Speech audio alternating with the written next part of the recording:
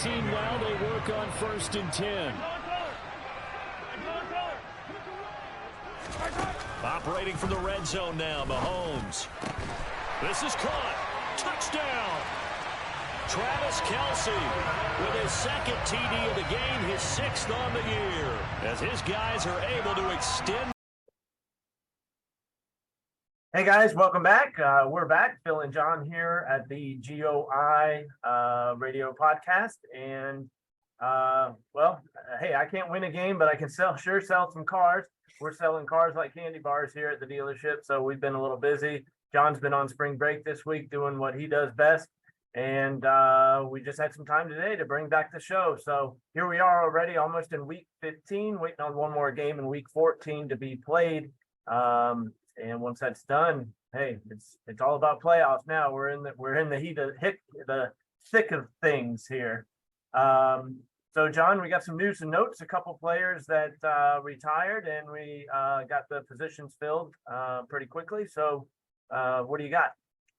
Well, yeah, it looks like, unfortunately, we had to have Wilkie, who had been really kind of playing very competitively and doing well in his division. But, you know, the dreaded real life work thing got him. So it seems like, you know, as we switch from the cold months to the warmer months, a lot of folks, their jobs, you know, kind of like Phil and I, we're busy during tax season, and we have other people that get busy when the weather gets better. So looks like that got him.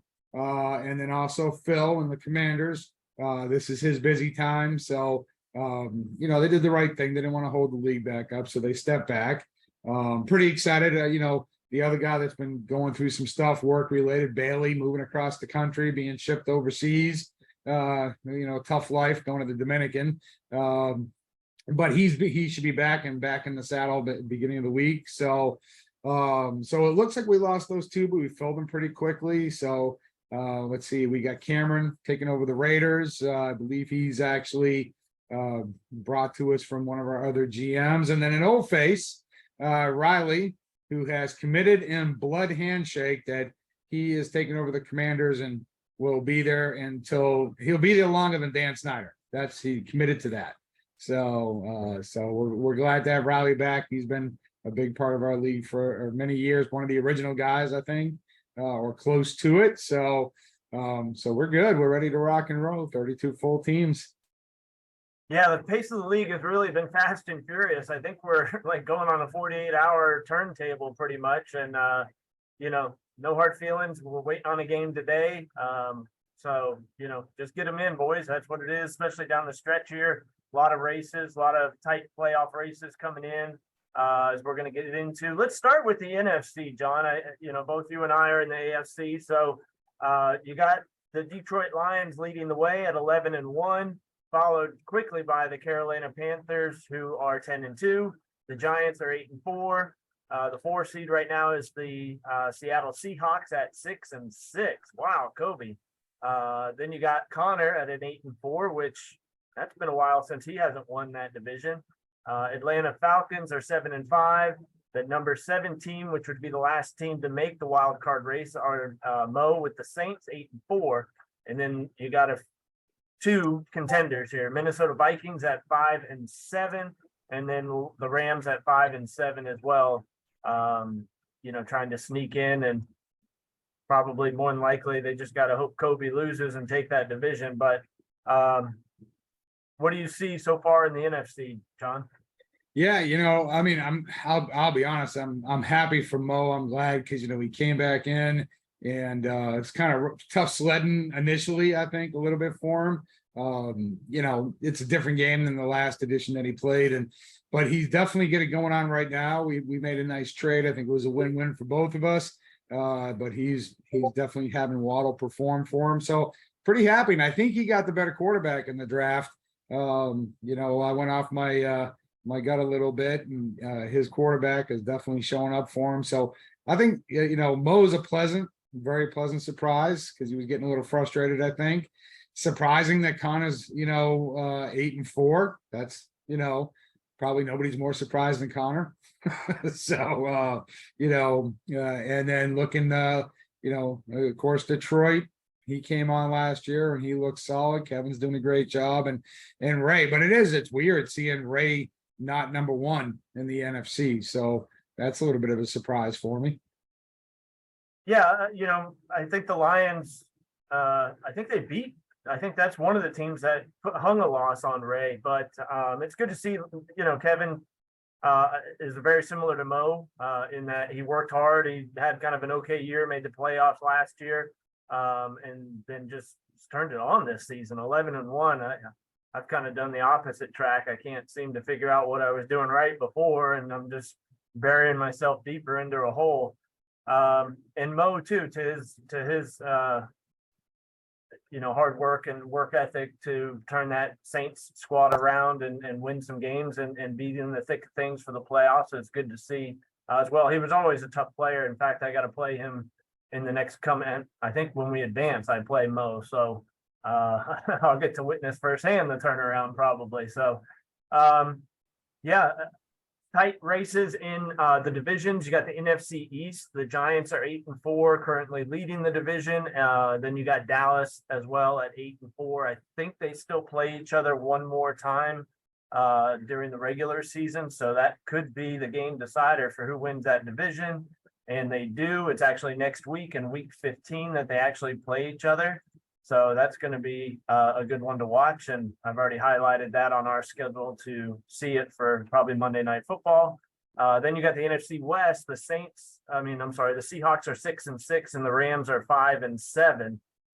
So that, is a tight race coming down the stretch here as well. I don't know if they play it again. Let me see here. So no, they do not. They've already played 2 times and Seahawks will have a big game against the Cowboys, though. Yeah, the Seahawks beat the Rams both times. So, Brandon's got to obviously hope Seahawks lose a couple more, and he's got to, win just one more than them because any tiebreak is going to go to the Seahawks. So, right.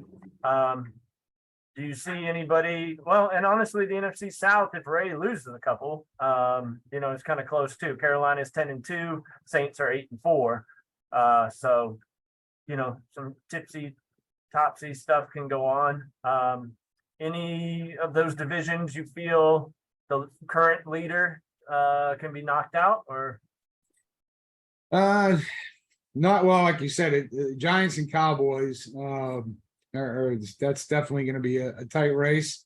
And I don't know, Kobe, one thing I noticed when you were going through that is, apparently, if you make a trade with me, it's going to turn the tides for you because last year Kevin and I made a big trade. Now he's on fire. And Mo and I made a trade this season. Now he's on fire. So, guys, send me your good players and your draft picks, and you can start winning. Apparently, that's how this works. Looking at Kobe, I don't know. Kobe's only won 2 out of the last 5. So, and that's a team who was in the NFC Championship game last year. So, yeah, wild, man. Yeah, it's always cool this time of the year. This is, I think, one of the things that makes this a little different is that, there's a lot of good players in the league and not everybody puts as much time and effort in when the new edition drops. So, but everybody gets there. Well, almost everybody. Hello. But, so by the second season of the new edition, it seems like it gets a lot tighter. You're not, everybody has their style figured out and what works and doesn't work for them. So, but yeah, that's the one to watch. And then other than that, I don't know. It's funny, Kobe and Connor both, and they play each other, but they both tend to rise to the occasion when they get in this situation. So we'll see what happens. But those would be those two, the West and the East would be the ones I'd be watching. Yeah, and I highlighted the one next week between the Giants and the Cowboys. That should be a fun game to certainly watch as well. And I'll hit you up in the off season for some trades, John. I need some there you go. here coming in. AFC is a lot tighter, actually. 1 through 10 are within one game of each other. So you got the Patriots right now at 11-1, which I don't really know if Madden knows what it's doing quite yet, because one week the Patriots are number 1 in the division, and then the next week the Jets are number 1. They both beat each other, so that's who's hung the one loss on each of them. So Patriots right now on the screen are 11-1. Number 2 seed are the Ravens at 9-4. Denver 8-4. I'm 8-4. Jacksonville 8-4 at number 4. Number 5, the Jets 11-1. Which, wow, that'd be absolutely insane. A 5 seed 11-1. Holy smokes. Then you got the Cleveland Browns at 8-4, the Bengals at 7-5, the Bills at 7-5. That could be a division that sends 3 in the same division, and definitely worthy of that. All 3 of those guys, they're very good. Then you got the Raiders at 6-5, and the Chargers at 6-6, and the Dolphins won their last game, and they're 2-11. What do you see out of the AFC, John? That I need to get out of the AFC East is what I see. Dear God, I picked first too, so it's not like I chose to go there. I think they all just.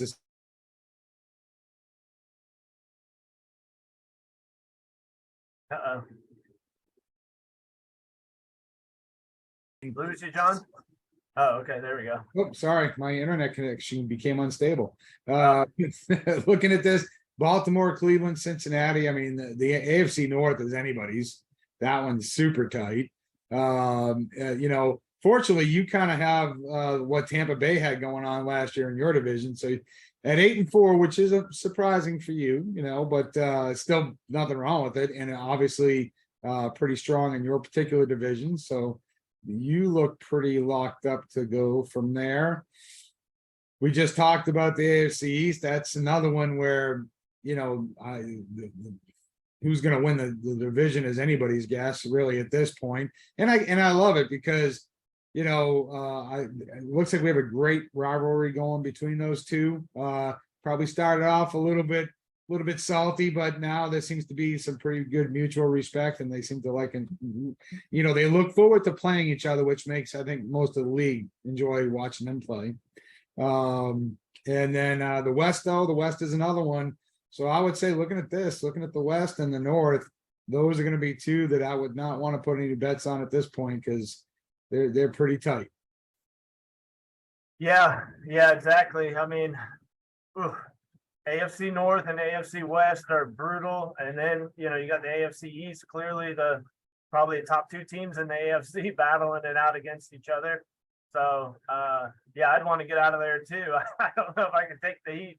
Get out of the kitchen, I just kind of lucked up in my division. Bailey, I beat him once, and then he had a fair loss because he couldn't make it for internet connections. And then the Titans have had a rough year. So out of the divisions, I definitely feel somewhat confident. I still got to play the Titans twice and win a couple more to lock it up, but probably doable. I've had a rough go with this thing, man. I just can't. I figure one thing out and I feel like I take 2 steps backwards, and then I figure something else out and I can't figure out what I did before right. So it's just been kicking my butt all edition long, it seems. But I got that Super Bowl win, so hey, hang that one up. Gosh, I think the tighter one, oh man, AFC North is brutal, man. You got Ryan at 9-4. Do they play Cleveland and Baltimore? Might have one more game scheduled. Nope. And wow, Baltimore lost twice to Cleveland. So if Cleveland can just tie Baltimore, that could swing in their favor. Tom is sitting at 7-5. So, oh man, this is such a tight division again. The AFC is brutal again this year. So we definitely, hey, the AFC has won 2 Super Bowls here and swept the edition so far. So that's fantastic here. So we're definitely looking good versus, every Super Bowl last edition seemed to go to the NFC. So yeah, it's going to be brutal, man. This whole thing. In fact, I almost don't want to be in the playoffs. It's going to be so nasty. So, but we'll get out there and do our best. As far as divisions, who do you feel is going to win the AFC North? And actually, let's do AFC East and the AFC West. So AFC East, start there. Sure. Well, we know it won't be the Dolphins. And you're looking at it, and they're almost two. I was going to say almost two opposite philosophies, but maybe not, because I don't know. He kind of snuck up on me, but Peter now has the second best offense in the league, and the number one defense. So you look at that, and then when you look at New England has the best offense, but it's 23rd defense. So just going off the numbers, you got to kind of lean towards the Jets. I mean, number one and number two, I don't know if that's ever happened in any league. So Peter definitely, I think the more Peter says he doesn't care, the more he secretly cares. He's just trying to be low key about it. Because, when he went through that period where he was mad at EA, and probably still is, he just got better and better and better. And so it's hard to bet against the number two offense and number one defense. It really is. I mean, if I had to make a Super Bowl pick, you have to put him up there right now, coming in with those kind of numbers. All right, so let's do it a different way here. So we'll stick with the AFC East here. Peter has Denver, KC, Titans, Baltimore, and the Bills. Do you think they're going to lose any of those games? Let's see here. Out of all those games, I know Buffalo plays them tough, but I think he's going to have them. Vegas is going to be a wild card right now because we don't really know. He's going to get Marty. I'm sorry, Marty, but if I got you, he's going to get you. Browns are in a battle, but I don't see anybody punching his ticket. I think some people are going to give him a hell of a run, because I think three of them are in their own races in their division. But like I said, unless Peter rests all his starters, and even if he does, I think he's gonna win out.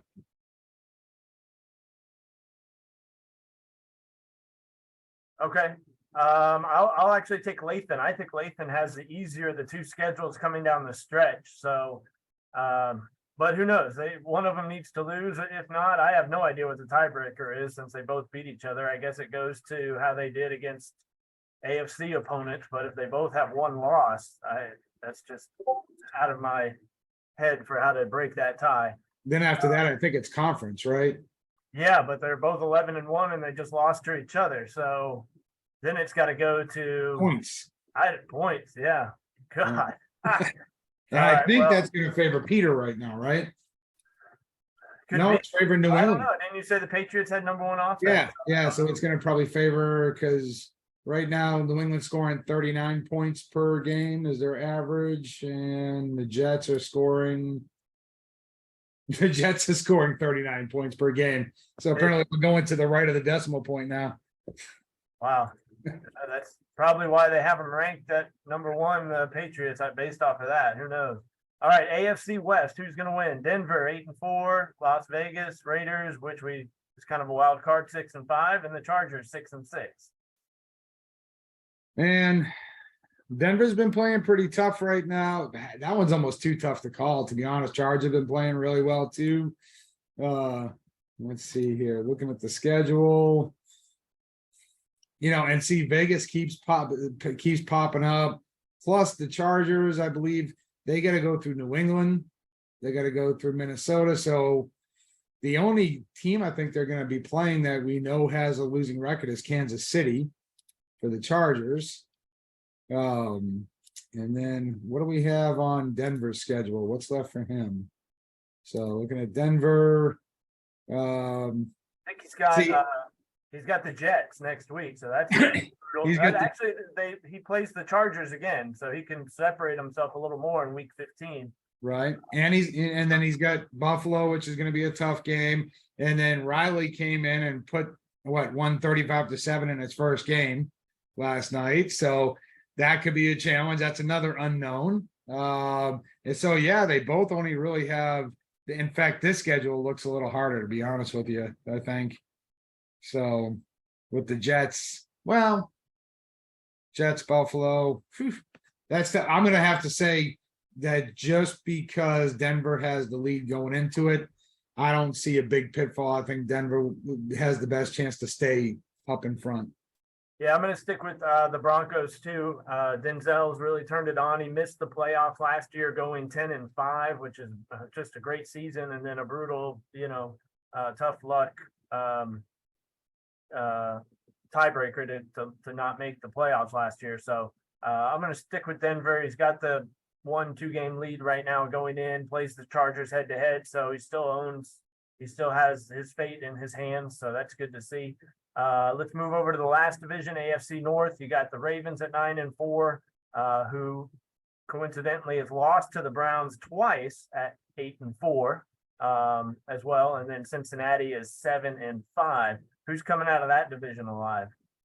Well, kind of going through the same thing. You've got he's got the Jets. Looking at the Ravens, he's got the Jets coming up, but he's got a bunch of winnable games. I mean, he's got the Colts, he's got the Steelers, and he's got the Texans. So he has a bunch of winnable games coming up. Looking at the Browns, their schedule: Browns have the Seahawks in a battle. They got the Rams in a battle. They've got the Cardinals, who can be dangerous. You get the Patriots, tough one, and he's got the Colts. So right now, the Ravens definitely seem to have the advantageous schedule. And then looking at it, the last one is the Bengals. They get the 49ers, so winnable game. Steelers. Then they have Jacksonville. That guy can be dangerous. You got the Colts and you got the Cardinals. So I would say the easiest schedule of the bunch to me looks like the Ravens. I think the Ravens have it. Cincinnati, outside of Jaguars, has a pretty winnable schedule. And I think the tallest hill to climb is going to be the Browns. But you said the Browns have the tiebreaker. So The Browns do have the tiebreaker. So, that makes it a little tougher. But I see Cleveland losing one more game than the Ravens do. So, I think the Ravens sometimes can be his own worst enemy. So as long as he stays ahead and doesn't get salty, I think he can come out number one in the division. Yeah, I agree. I'm going to stick with the Ravens too, just based on the schedule. And then it looks like only one other team is probably going to get in out of that division. So then it's a dogfight between Cleveland and Cincinnati. Any favorite there? Well, like I said, Cleveland has the tougher schedule. Yeah. They have the tough. So I think that the ball is going to be in Cincinnati's court if Tom can stay focused. And Tom has a little bit of a history of coming on strong when he needs to as well.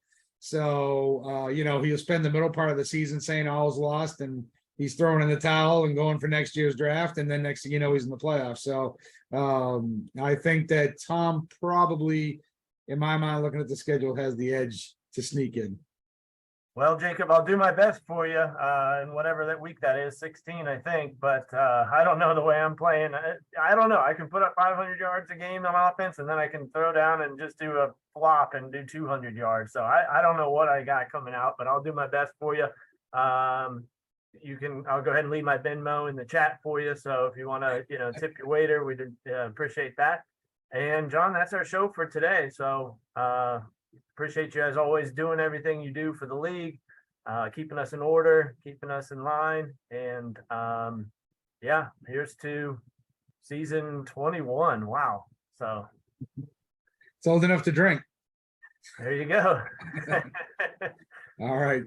See you, everybody.